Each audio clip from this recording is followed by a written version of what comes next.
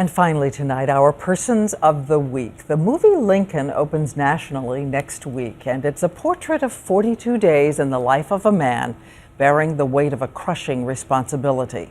A man determined to pass an amendment ending slavery and hold the nation together.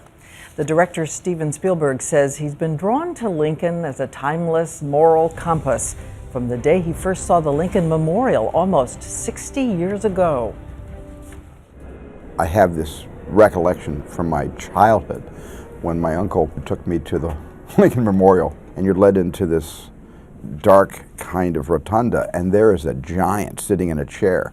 What did you see in his face? Do you remember? I felt he was looking directly at me.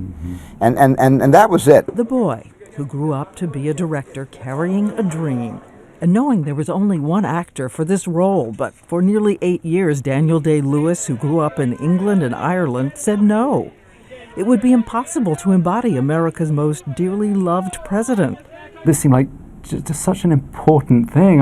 Last thing I wanted to do was to desecrate the memory of the most dearly loved president of this country. So it took some time. It took a lot of time and a lot of shyness around it. Yes.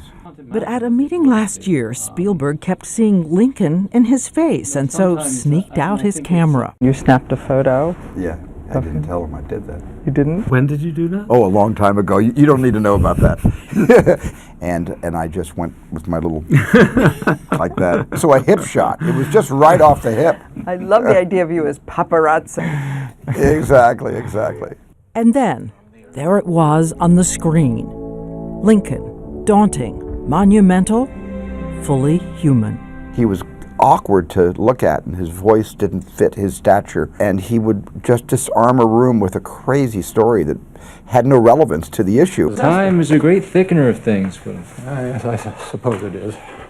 Actually, I have no idea what you mean by that. If no one else laughed at the stories, he'd be the first one to guffaw at the story he'd be telling.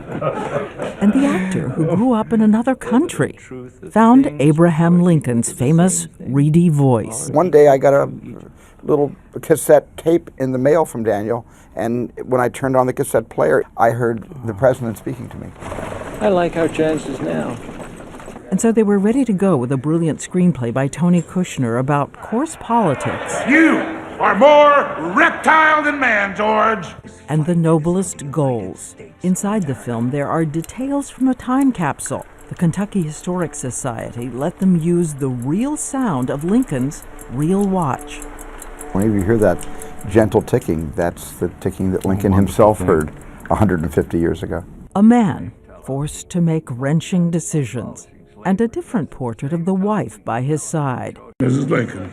Madam President, if you please. Mary Lincoln, who had once been the girl every man courted, but chose this rough-hewn country lawyer because she saw something in him, perhaps before he did. Sally Field, in a marriage at once searing and loving, warning her husband that he alone can and must end slavery and end the Civil War. Because if you fail to acquire the necessary votes, woe unto you, sir, you will answer to me. And so one very human man Blood's been spilled to afford us this moment now. creates one nation with a vision of what we can be at our best. Shall we stop this bleeding? As inaccessible as he seems initially, because one stands like a 5-year-old in front of a monument, you discover so quickly that you just never want to let him go. And so we choose Daniel Day-Lewis and Steven Spielberg for bringing us Lincoln the Movie, which is distributed by our parent company Disney, opening next Friday, and Lincoln the President, who always believed we will rise toward the better angels of our nature.